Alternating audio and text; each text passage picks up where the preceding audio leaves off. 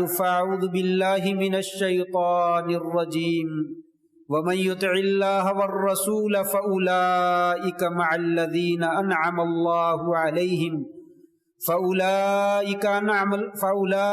مع الذين أنعم الله عليهم من النبيين والصديقين والشهداء والصالحين وحسن أولئك رفيقا۔ اور جس نے اللہ کی اطاعت کی اور اس کے رسول کی اطاعت کی، یہی لوگ ہیں ان کو نبیوں کا ساتھ ملے گا، صدیقوں کا ساتھ ملے گا، شہداء کا ساتھ ملے گا اور صالحین کا ساتھ نصیب ہوگا، اور یہ کتنے ہی اچھے دوست ہیں۔ نہایت ہی عزت و احترام کے لائق معزز سامعین، بزرگوں، دوستوں، بھائیوں، اللہ تبارک و تعالیٰ کا یہ بہت ہی بڑا احسان ہے کہ اس نے ہمیں ایسے پیارے، خوبصورت، خوب سیرت، عظیم الشان نبی عطا فرمائے کہ کائنات میں اللہ کے بعد ان کی کوئی نظیر نہیں ہے، ان کی کوئی برابری کرنے والا یا ان کے درجے کو کوئی پہنچنے والا نہیں ہے۔ یہی وجہ ہے کہ اللہ تبارک و تعالیٰ نے انہیں ہر چیز میں نمایاں مقام عطا فرمایا۔ ان کا بچپن دیکھا جائے تو وہ بھی سب سے اعلیٰ ہے، ان کی ولادت کا معاملہ دیکھا جائے تو وہ بھی سب سے نرالا ہے، ان کا لڑکپن ہے، ان کی جوانی ہے، ان کا بڑھاپا ہے، ان کی خلوت و جلوت ہے، ان کی بات بھی اعلیٰ ہے، ان کا کام بھی اعلیٰ ہے، ان کی صفات بھی اعلیٰ ہیں، ان کی ذات بھی اعلیٰ ہیں۔ ان کی زندگی کے کسی بھی گوشے پر نظر ڈالی جائے تو ساری دنیا سے آپ کو عظیم الشان اور نمایاں مقام جو ہے وہ حاصل ہوا ہے۔ بلکہ سب سے بڑھ کر آپ صلی اللہ علیہ وسلم کا جو خوبصورت عمل ہے، جو عظیم الشان اور عالی شان اور بلند عمل ہے، وہ یہ ہے کہ آپ صلی اللہ علیہ وسلم نے انسان کو جس پستی سے اٹھا کر عروج ثریا کی بلندی تک جو پہنچایا ہے، اور اسے جو بلندی عطا کی ہے، اسے جو معراج عطا کیا ہے، اسے انسانیت کا جو درس اور سبق پڑھایا ہے، یہ سب سے اعلیٰ اور سب سے عرفہ اور سب سے عظیم شان مقام ہے کہ انسان جانوروں سے بھی ابتر اور نچلی سطح کی زندگی بسر کر رہا تھا، اسی کو آپ صلی اللہ علیہ وسلم نے ایک بہترین انسان بنایا۔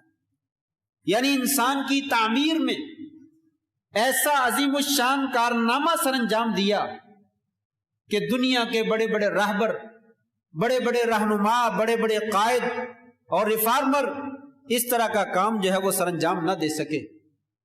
اسی وجہ سے ہمارا بھی اخلاقی اور شرعی اور دینی اور ملی یہ تقاضا بنتا ہے کہ ہم آپ صلی اللہ علیہ وسلم کے ساتھ سب سے بڑھ کر جو ہے وہ محبت کریں۔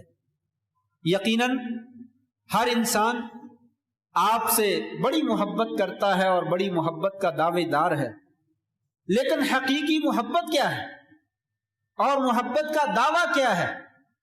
کیا دونوں میں کوئی فرق ہے یا دونوں ایک ہی باتیں ہیں؟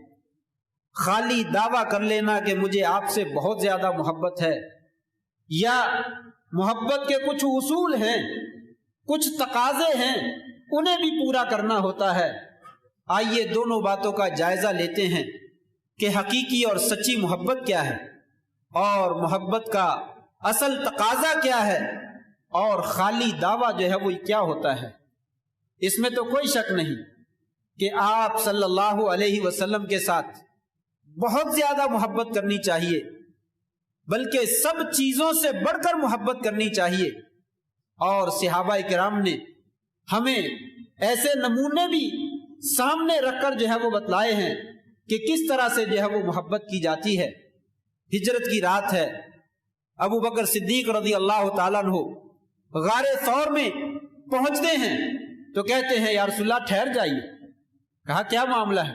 कहते हैं पहले मैं अंदर जाता हूं, मुझे गार में जाकर देखने दो वहां पे क्या चीज, अगर कोई नुकसानदेह चीज है तो वो पहले मुझे नुकसान पहुंचाए और आप जो है वो सही सालम रहें, आप महफूज रहें। चुनाचे पहले खुद अंदर जाते हैं, सफाई करते हैं और फिर आपको अंदर आने की जो है वो दावत देते हैं। सफरे हिजरत में कभी आपके आगे चलते हैं, कभी पीछे चलते हैं, कभी दाएं हो जाते हैं, कभी बाएं हो जाते हैं। अबू बकर क्या कर रहे हो? एक जगह पे चलो, एक तरफ से चलते हैं, कभी तुम आगे जाते हो, कभी पीछे जाते हो, कभी दाएं होते हो, कभी बाएं होते हो। कहा अल्लाह के रसूल सल्लल्लाहु अलैहि वसल्लम आपकी हिफाजत की खातिर ऐसा कर, कहीं दुश्मन आगे से ना आ जाए, कहीं पीछे से ना आ जाए, कहीं दाईं तरफ से ना आ जाए, कहीं बाईं तरफ से ना आ जाए।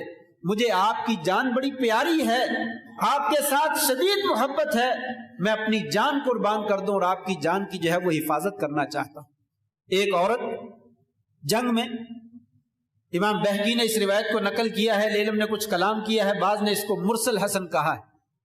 तफसीर की सीरत की तकरीबन सब किताबों में यह वाकया जो है वो मौजूद है। एक औरत जंग से वापसी के वक्त आगे आगे चली जा रही और लोगों से पूछती चली जा रही है मेरे नबी का क्या हाल है। लोग कहते हैं अम्मा तेरा बेटा शहीद हो गया।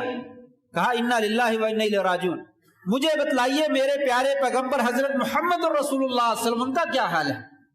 कहा अम्मा आपका भाई भी शहीद हो गया। कहा इन्ना लिल्लाहि व इन्ना इलैहि राजिऊन, मुझे बतलाइए मेरे नबी का क्या हाल है। कहा अम्मा आपका शौहर भी शहीद हो गया। कहा इन्ना लिल्लाहि व इन्ना इलैहि राजिऊन, मुझे यही बतलाइए कि मेरे रसूल की क्या कैफियत है, क्या हालत है। कहा अम्मा आपका वालिद भी शहीद हो गया। कहा इन्ना लिल्लाहि व इन्ना इलैहि राजिऊन, मुझे पहले ये बतलाइए मेरे नबी की क्या हालत है, जब तक मैं आपको सही सालम नहीं देख लेती मुझे चैन नहीं आता। तो किसी ने कहा अम्मा वो आपके आगे आगे नबी करीम सल्लल्लाहु अलैहि वसल्लम तशरीफ ला रहे हैं। आपको देखा तो जाकर कहने लगी ऐ अल्लाह के रसूल सल्लल्लाहु अलैहि वसल्लम, कुल्लु मुसीबतिन बादका जललु या कुल्लु मुसीबतिन बादका तहून।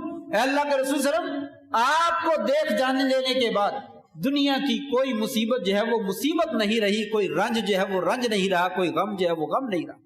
इस कदर सहाबा किराम ने शिद्दत के साथ मोहब्बत करके हमें दिखलाया है और हमें बतलाया है कि आपसे मोहब्बत होनी चाहिए।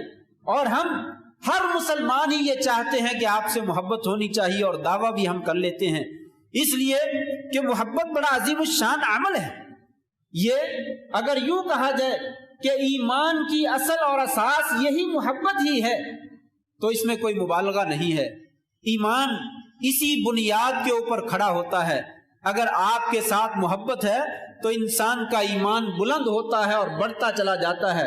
अगर आपके साथ मोहब्बत नहीं है तो ईमान का पौधा वहां पे पैदा ही नहीं होता, वहां पे वो खड़ा ही नहीं होता। और ये भी कहा जाए कि अगर आप सल्लल्लाहु अलैहि वसल्लम की मोहब्बत तमाम इबादतों का खुलासा है, तमाम इबादतों का निचोड़ है कि हर अमल से आपकी मोहब्बत टपकती है, हर अमल से आपकी मोहब्बत जो है वो मिलती है, तो इसमें भी कोई मुबालगा नहीं। ईमान की असास भी यही है कि आपसे मोहब्बत की जाए और हर अमल का नतीजा और समरा भी यही है कि आप सल्लल्लाहु अलैहि वसल्लम के साथ सच्ची मोहब्बत की जाए। यही वजह है कि आप सल्लल्लाहु अलैहि वसल्लम फरमाते हैं सलासुन मन कुन्न फीही वजद बिहिन्न हलावतल ईमान। सलासुन मन कुन्न फीही वजद बिहिन्न हलावतल ईमान। लोगों जिनमें 3 खसलतें या 3 वसफ पाए जाएं उसे अल्लाह तबारक व ताला ईमान की हलावत, ईमान की मिठास और ईमान की लज्जत नसीब फरमा देते हैं। कौन सी ईमान की लज्जत, कौन सा ईमान का मजा, शायद जो हमें कभी नहीं नज़र मिला, हमें जो है वो कभी नहीं मिला। ईमान की हलावत और मिठास और मजा क्या होता है वो बिलाल से पूछिए, वो सहाबा किराम से पूछिए, सुहैब रूमी से पूछिए, सलमान फारसी से पूछिए, अब्दुल्ला बिन हुज़ाफा से पूछिए, दूसरे सहाबा किराम से पूछिए कि ईमान की हलावत क्या होती। गर्म पत्थरों के ऊपर, गर्म कोयलों के ऊपर, गर्म रेत के ऊपर जब लिटाकर उनको घसीटा जाता था اور پھر بھی وہ نبی کا نام لیتے تھے. سولیوں پہ جب لٹکا دیا جاتا تھا تو پھر بھی نبی کا نام جو ہے وہ لیتے تھے. جان چلی جاتی تھی لیکن نبی کے نام کے اوپر آنچ نہیں آنے دیتے تھے. انہیں معلوم تھا کہ ایمان کی حلاوت اور ایمان کی لذت اور مٹھاس کیا ہوتی ہے. فرمایا 3 خصلتیں اپنے اندر پیدا کرو, آپ کو ایمان کی حلاوت اور لذت ملے گی. کون سی؟ نمبر 1, ان یکون اللہ ورسولہ احب الیہ مما سواہما. ساری کائنات کو ایک طرف چھوڑ کر اللہ اور اس کے رسول کے ساتھ سب سے زیادہ بڑھ کر محبت کر لو, تمہیں ایمان کا مزہ آئے. ایک طرف اللہ اور اس کا رسول ہے, ایک طرف ساری کائنات ہے. ساری کائنات کی محبتوں کو پاؤں کی نوکر سے ٹھوکر سے ٹکرا دو اور اللہ اور اس کے رسول کی محبت کو اختیار کر لو, پھر دیکھو ایمان کے اندر کیسا مزہ آتا ہے, کیسی مٹھاس اور کیسی حلاوت نصیب ہوتی ہے. دوسرا وصف آپ نے ذکر کیا کہ انسان یحب المرء لا یحبہ الا للہ. کسی بھی بندے سے محبت کرو, دنیا کا کوئی مقصد نہ ہو, صرف اللہ کی رضا مقصد ہو, اس مقصد کی خاطر اپنے مسلمان بھائی سے محبت کرو, پھر دیکھو تمہیں ایمان کی حلاوت اور ایمان کا مزہ کیسے نصیب ہوتا ہے. وَإِن يَكْرَهَ أَن يَعُودَ فِي الْكُفْرِ كَمَا يَكْرَهُ أَن يُقْذَفَ فِي النَّارِ. زمانہ جاہلیت اور کافروں والے عمل کو انسان اسی طرح ناپسند کرے جیسے آگ میں جانے کو ناپسند کرتا ہے. کوئی آدمی آگ میں جانا پسند نہیں کرتا, اسی طرح کفر کے, جہالت کے, یہودیوں اور عیسائیوں کے, انگریزوں کے کاموں کو انسان نفرت کی نگاہ سے دیکھے, اس بندے کو ایمان کی حلاوت اور ایمان کا مزہ نصیب ہوتا. یہ ایمان کی اساس ہے. اللہ کی محبت, اس کے رسول کی محبت, یہ ایمان کی حلاوت کی یہ اساس ہے, یہ اصل اصول ہے. اسی کی بیس کے اوپر جو ہے انسان کا ایمان جو ہے وہ تعمیر ہوتا ہے, اسی کے اوپر انسان کا اسلام جو ہے وہ تعمیر ہوتا ہے. ایک اور حدیث میں ایک بدوی صحابی آپ وسلم کے پاس آتا ہے, کہتا ہے اللہ کے رسول صلی اللہ علیہ وسلم مجھے بتلائیے قیامت کب آئے گی. متی الساعة قال ماذا اعددت لها, کتنی تیاری کر رکھی ہے. سوال کیا ہے, آپ کو سوال کی اہمیت کا علم بھی ہے, قیامت کے لیے تو نے کتنی تیاری کی ہے. کہنے لگا اللہ کے رسول صلی اللہ علیہ وسلم کوئی زیادہ نمازیں تو نہیں پڑھی, زیادہ روزے تو نہیں رکھے, زیادہ صدقہ خیرات تو نہیں کرتا, فرضی پورے کر لیتا ہوں بڑی مشکل سے, نفلی رہ رو جاتے ہیں, لیکن اتنا عمل میرے پاس ضرور موجود ہے. انی احب اللہ ورسول, میں اللہ سے محبت کرتا ہوں اور اس کے رسول سے محبت کرتا ہوں. آپ صلی اللہ علیہ وسلم فرماتے ہیں انت مع من احبب, انت مع من احبب. جاؤ پھر کل قیامت کے دن اللہ ساتھ بھی تمہیں انہی کا نصیب کریں گے جن کے ساتھ تم محبت کرتے, تجھے ساتھ بھی انہی کا ملے گا جن کے ساتھ تم محبت کرتے. اگر سچی محبت ہے, یہ ایمان کی اساس, یہ عبادتوں کا خلاصہ ہے, یہ نچوڑ اور مغز ہے. تمام عبادتوں سے کرنے کے بعد بھی انسان کو اگر اللہ کے رسول کی محبت حاصل نہیں ہوئی تو کچھ بھی حاصل نہیں ہوا. ایمان لینے کے بعد بھی محبت نہیں ملی تو کچھ نہیں ملا ہے.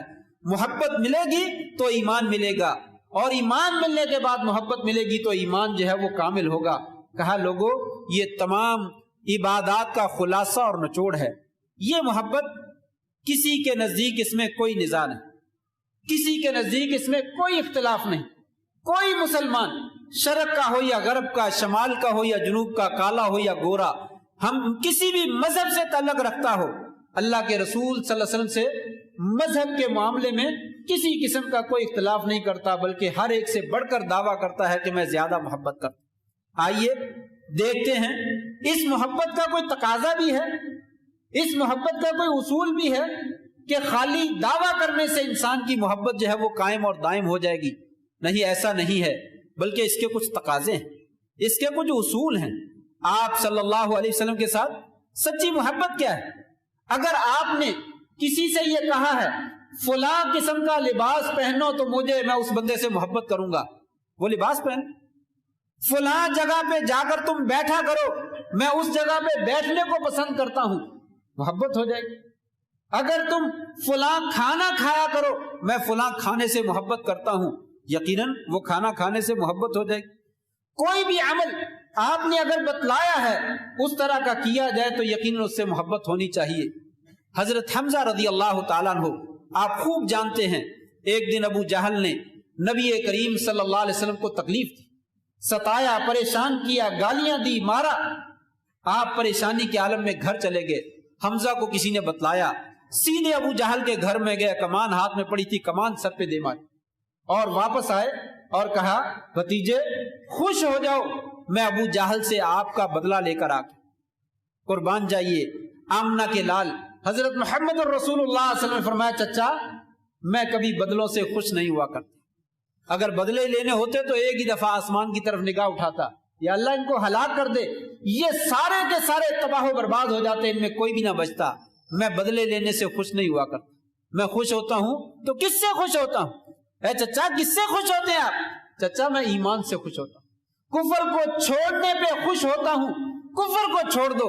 کہا بھتیجے لو پھر سن لو، میں بھی اشہد ان لا الہ الا اللہ و اشہد ان محمد رسول اللہ کا اعلان کرتا ہوں۔ آپ کا چہرہ دمکنے لگا، خوشی سے چمکنے لگا۔ تو پہلی محبت کا تقاضا یہ ہے کہ نبی ایمان کو پسند کرتے ہیں، کفر کو جو ہے وہ ناپسند کرتے ہیں۔ اسی کی خاطر اپنے ساری زندگی جوکھوں میں ڈال دی اور ساری زندگی مصیبت اور پریشانی اور آزمائشوں میں گزار دی۔ اللہ کو کہنا پڑا فَلَعَلَّكَ بَاخِعٌ نَفْسَكَ عَلَىٰ آثَارِهِمْ إِن لَّمْ يُؤْمِنُوا بِهَٰذَا الْحَدِيثِ آسَفًا۔ اے نبی آپ اپنے آپ کو ہلاک کر ڈالیں گے، اگر یہ نہیں ایمان لاتے تو نہ صحیح چھوڑ دیجئے۔ لیکن نبی نے اپنا تن من دھن سب کچھ قربان کر کے نہ صبح دیکھا، نہ شام دیکھی، نہ دوپہر دیکھی، نہ سردی دیکھی، نہ گرمی دیکھی، نہ بازار دیکھا، نہ گلی، نہ قبرستان دیکھا، نہ مسجد، نہ اپنا گھر دیکھا، نہ بیگانے کا گھر دیکھا۔ جا کر قولوا لا الہ الا اللہ، قولوا لا الہ الا اللہ، لوگوں کلمہ پڑھ لو، کلمہ پڑھنے سے تم جہنم کی آگ سے بچ جاؤ گے۔ یہودی کے گھر میں چلے گئے، بیٹا نزع کی حالت میں ہے، کہا بیٹا کلمہ پڑھ لو تم جہنم کی آگ سے بچ جاؤ گے۔ بیٹے نے اپنے باپ کی جانب دیکھا تو اس نے کہا آتے ابو القاسم، یہ بہت اچھی ہستی ہیں، مان لو ان کی بات ماننے میں کوئی حرج نہیں۔ بچے نے کلمہ پڑھا، آپ کا چہرہ دمکنے لگا، آپ کا چہرہ روشنی سے چمک اٹھا اور کہا الحمدللہ الذی انقذہ من النار، مجھے اللہ کا شکر ہے جس نے میری وجہ سے اس بچے کو جہنم کی آگ سے جو ہے وہ بچا لی۔ آپ ایمان کو پسند کرتے تھے، کفر کو پسند نہیں کرتے تھے۔ یقینی بات ہے کہ ایمان والوں سے پھر محبت بھی کرتے تھے اور کفر والوں سے آپ قطعاً جو ہے وہ محبت نہیں کرتے۔ دوسرا تقاضا ایمان کا کیا ہے؟ وہ یہ ہے کہ آپ صلی اللہ علیہ وسلم کی جو بات ہے، آپ وسلم کا جو کہا ہے اس کے مطابق عمل کیا۔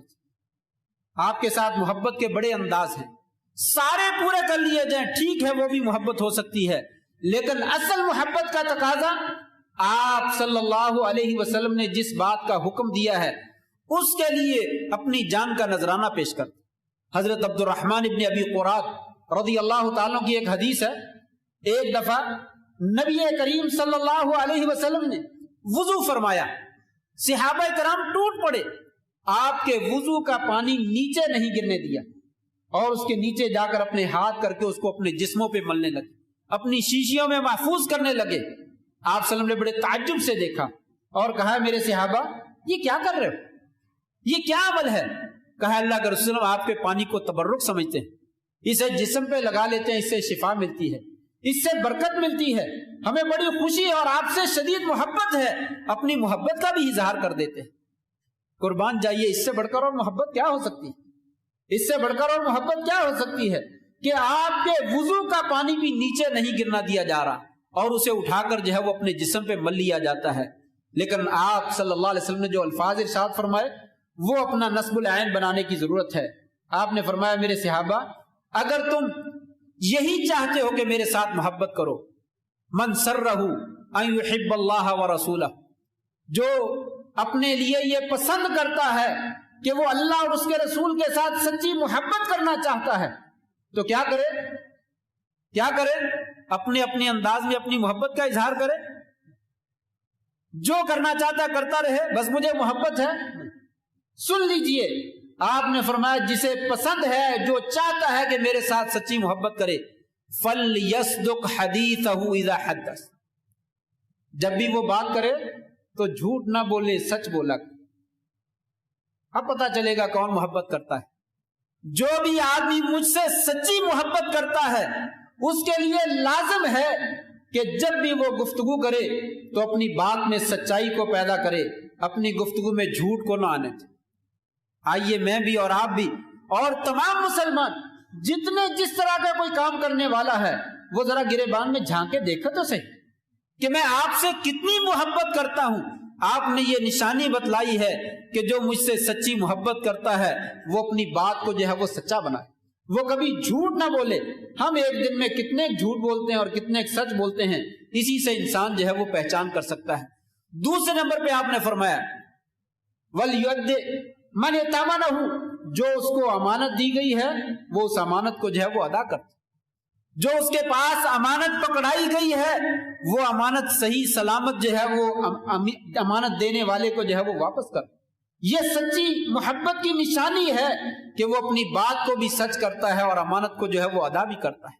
تیسرے نمبر پہ آپ نے فرمایا وَلْيُحْسِنْ جِوَارَ مَنْ جَاوَرَهُ وَلْيُحْسِنْ جِوَارَ مَنْ جَاوَرَهُ، اپنے پڑوسی کے ساتھ اچھا سلوک کرو، اپنے پڑوسی کے ساتھ اچھا سلوک کرو۔ جو مجھ سے سچی محبت کرنا چاہتا ہے یہ اس کی نشانی۔ دراصل آپ نے یہ 2-3 باتیں ذکر کر کے پورے دین کو جمع کر دیا۔ لوگوں جو کچھ میں نے کہا ہے اس کے مطابق عمل کر کے دکھاؤ، پھر پتا چلے گا تم سچی محبت کرتے ہو یا نہیں کرتے۔ پانی کو اٹھا لینا یہ عقیدت کا اظہار ضرور ہو سکتا ہے، محبت کا اظہار ضرور ہو سکتا ہے۔ آپ کا پسینہ کستوری کے لیے اپنی شیشیوں میں محفوظ کر لینا یقیناً یہ بھی محبت اور عقیدت کا اظہار ہو سکتا ہے۔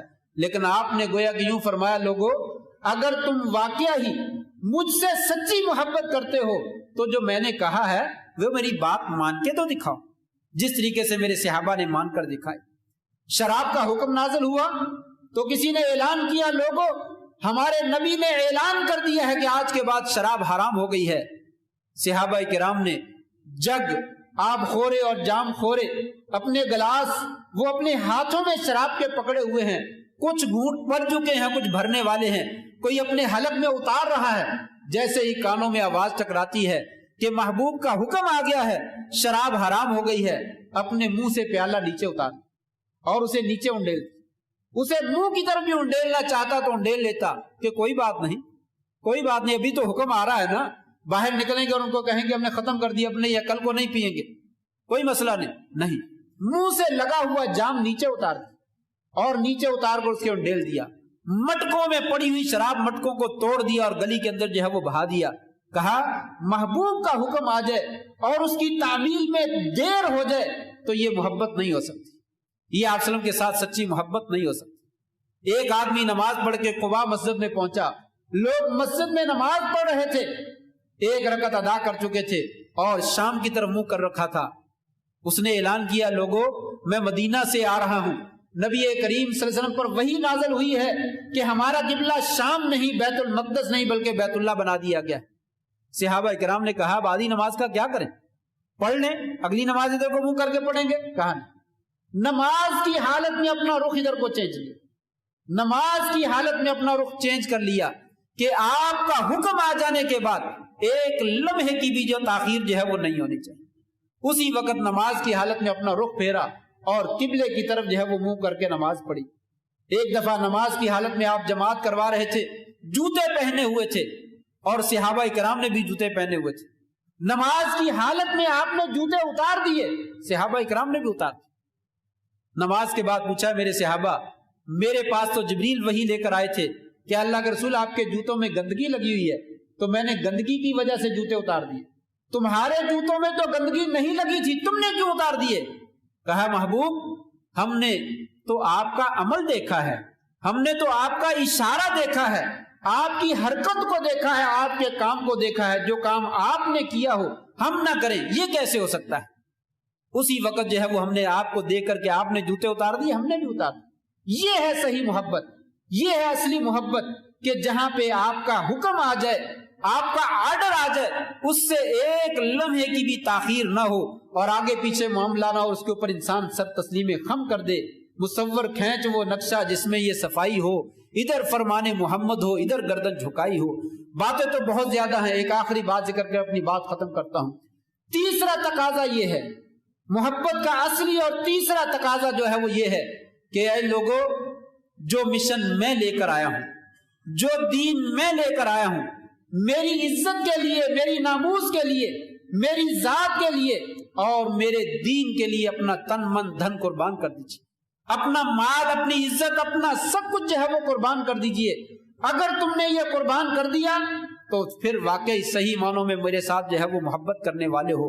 غزوہ احد کا واقعہ ہمارے سامنے ہے، دشمن نے خبر نشر کر دی، نعوذ باللہ من ذالک، نبی کریم صلی اللہ علیہ وسلم کو شہید کر دیا گیا ہے۔ صحابہ کرام میں بددلی پھیل گئی، کوئی کدھر کو منہ اڑتا ہے، بھاگا جا رہا ہے، چلا جا رہا ہے، سب صحابہ کرام پریشان ہیں۔ حضرت انس ابن نضر رضی اللہ تعالیٰ عنہ آواز دیتے ہیں، لوگوں کیا ہو گیا ہے، کدھر جا رہے ہو؟ کہا نبی کریم صلی اللہ علیہ وسلم کو تو شہید کر دیا گیا، اب یہاں پہ لڑائی کا کیا فائدہ ہے؟